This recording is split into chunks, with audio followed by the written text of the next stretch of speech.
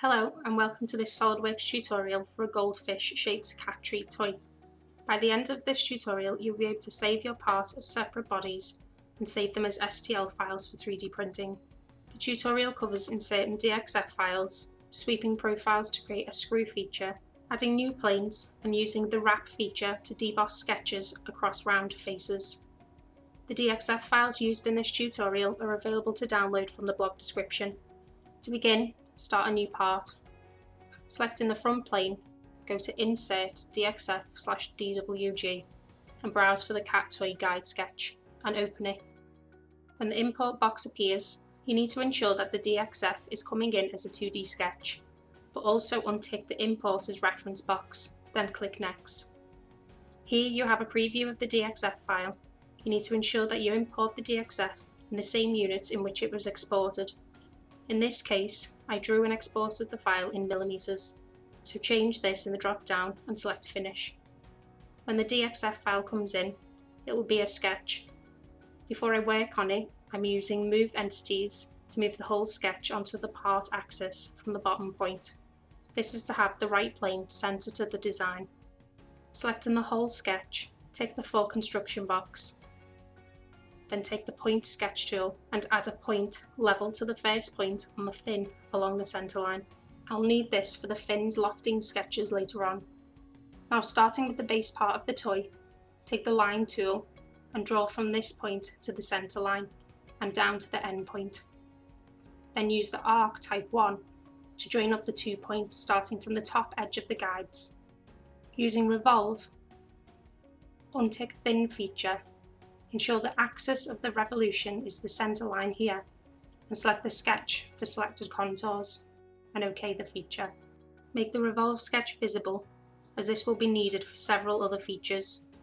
Sketching onto the front plane, select the 2 joining lines of the fish profile, and convert the entities. Join the sketch up to the centre line to create a closed profile. Revolve this profile from the centre line, untick and merge result. I will merge the result so that I have 2 separate bodies, which can be seen here. Now moving on to the fins, I'm going to create one side, which can then be mirrored across the right plane. Before I create the loft, I need some new planes. Selecting the top face of the revolve face, go to Reference Geometry, Plane. Looking from the front, space the first plane 10 mm away from the face, level with the first fin guide point from the original DXF file. Then change the instances of the plane to 2, so that the second plane is level with the second set of fin guides, and OK the planes. For the third plane, select the second new plane, Reference Geometry and Plane, and select the next guide point on the fins here, and OK the new plane. To create the loft sketches, start by sketching onto the revolve face, convert the entities, and close the sketch. Then start a new sketch onto the first plane. I need to join up these 2 points, so I do this with the centerline sketch, ensuring the points turn orange as I join them up. Then using the centre point of the line, draw a circle from the centre and join it to the fin guide point. When I've done that, I close the sketch. Repeat the process on the second plane, going from this point to here, ensuring the circle is in the centre of the line and it joins up to the point, and close it. Finally, repeat the process on the third plane, closing the sketch once it's done. Before I can loft the profiles, I need some guide sketches. Sketching onto the front plane, use the Spline tool and sketch along the guide fin sketch, ensuring you click onto each guide point as you go along. The line should end at the third plane guide. This is important as the guide sketch must be touching the loft profiles. Then close the sketch. Sketching back onto the front plane, take the spline again and starting from the third plane guide on the fin's other side, join up the guide points again along the sketch. When you get to the last guide point along the centre line, add a spline point a third of the way down going towards the revolve edge, then another 2/3 down. These points don't need to be exact, you just need a nice curve going to the end point here, then close the sketch. Now open the loft feature, and when it opens select the 4 profiles starting from the bottom and going up in order. Then selecting into the Guide Curves box, you will need to select the 2 guide sketches from the features tree. The loft preview should snap to and follow the guides like this. Before I OK the feature, change the Guide Curves influence type to Global and untick the Merge Result box under Options. and OK the loft. Before I mirror the fin over, the tip needs adding. To do this, I use the dome tool.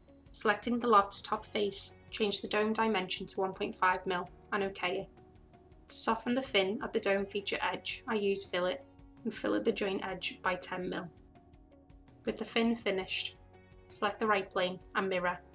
When the feature opens, under bodies to mirror, select the fin body and check the merge results box to join the fins into one body, so that you're left with 3 separate bodies like this.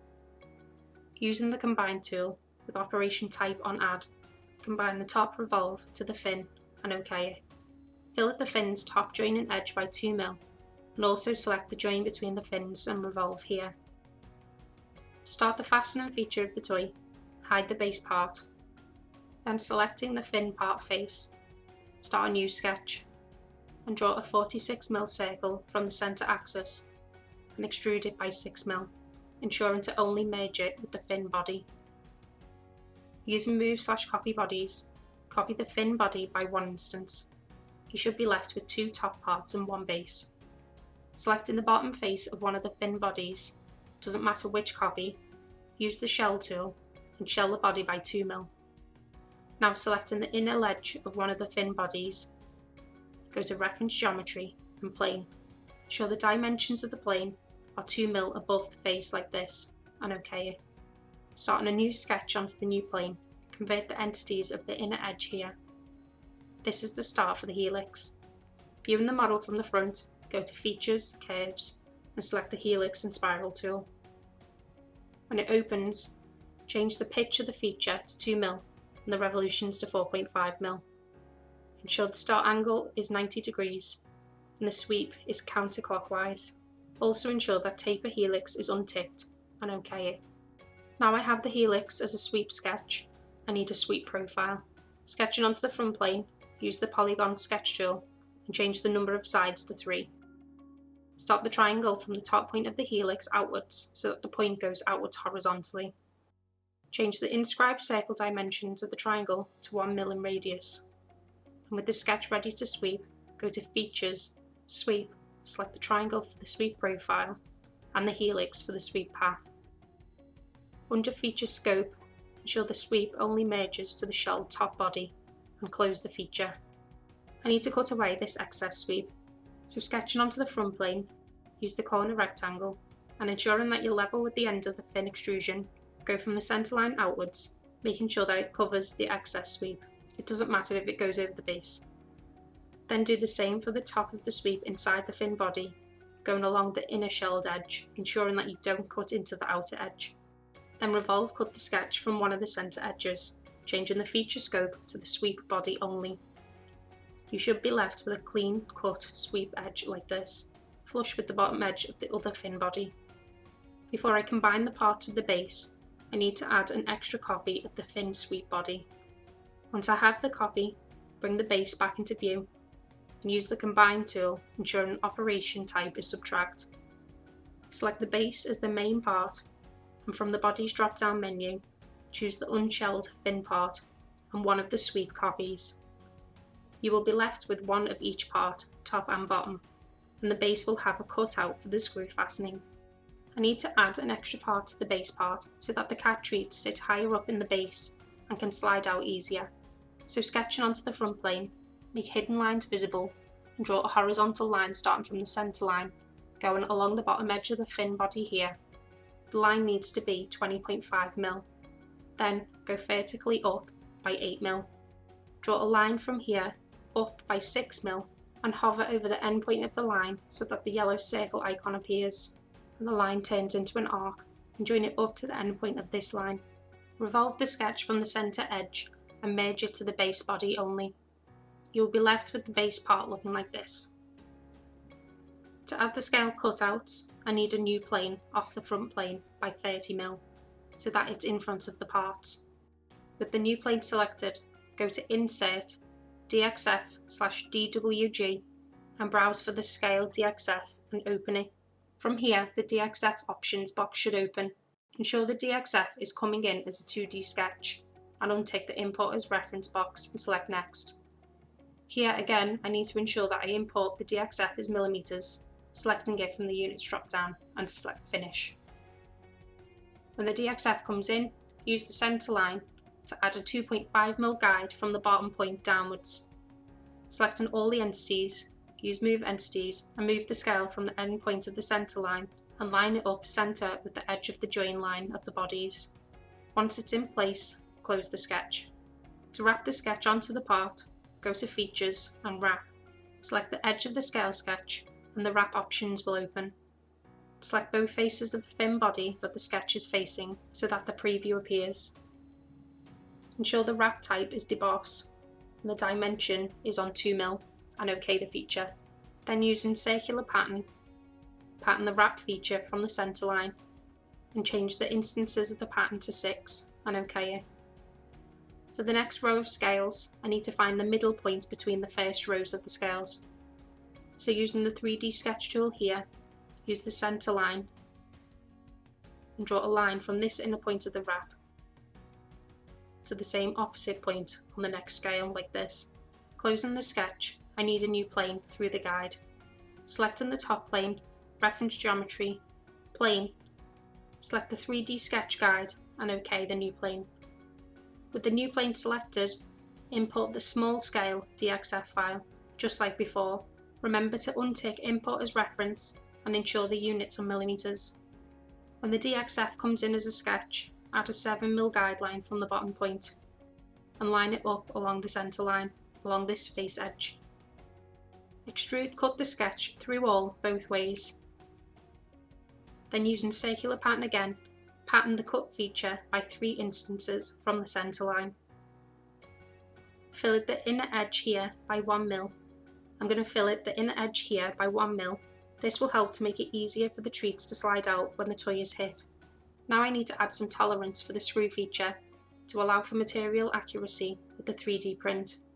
To do this, start a new sketch onto the front plane. Make the triangle sweep profile from before visible. Selecting the triangle's edges, offset it by 0.2mm, or more depending on your print's material tolerances. Then draw a line vertically through the triangle in line with the original sketch, and trim away the excess. Closing the sketch, go to Features, Swept Cut, select the new triangle for the profile, and the helix from before for the path, and change the feature scope to the base body only. As you can see, there is now some extra space for the fastening feature. To fix the extended sweep cut into the base, start a new sketch onto the front plane, convert the curved edge of the base, and join it up to the centre line with the line tool. Ensuring you're at the end point of the fin extrusion, draw horizontally outwards, up to or past the converted edge, then down past the excess sweep cut and close the profile. Trim away the excess sketch and revolve the sketch, merging it to the base body, hiding all planes, sketches and helix. I am renaming the bodies to Cat Treat Top and Base. I'm also adding a soft white plastic appearance to both parts, changing the colour of the parts to a goldfish orange. Save your part before we do the next bit. Finally, to save the parts for 3D printing, save the bodies. Right-click into Bodies and select Save Bodies. When they open into separate parts,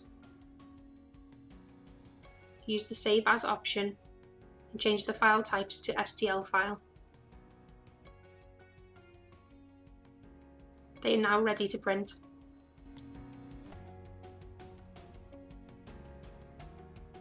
Here are my cats Loki and Bramley playing with the toy. Loki normally puts in the work while Bramley watches ready to steal the treats. Loki finds this treat toy quite easy. You could make the treats more difficult to earn by making smaller scale holes or decreasing the instances in which they are patterned. I hope you and your furry friends enjoy this tutorial. Thank you for watching.